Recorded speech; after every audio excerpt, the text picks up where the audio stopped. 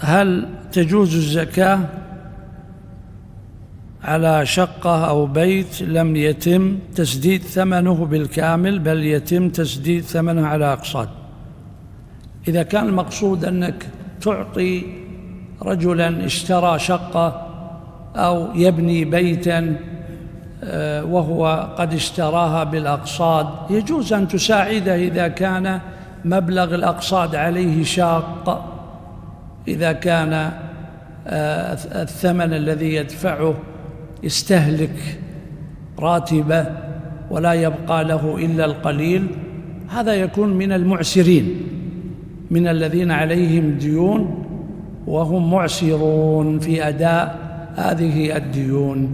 وكما تعلمون أن البيت أو الشقة من الحاجات الضرورية، من الحاجات الضرورية للإنسان، يعني مثل الدابة ومثل الطعام ومثل الشراب، فيجوز مساعدة الفقير في شراء بيته أو بناء بيته من الزكاة.